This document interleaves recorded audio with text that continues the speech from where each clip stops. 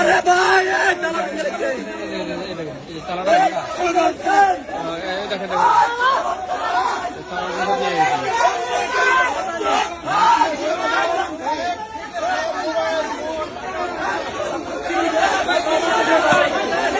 সবগুলো মানুষের সামান নাই, সব খালি ব্যাগ।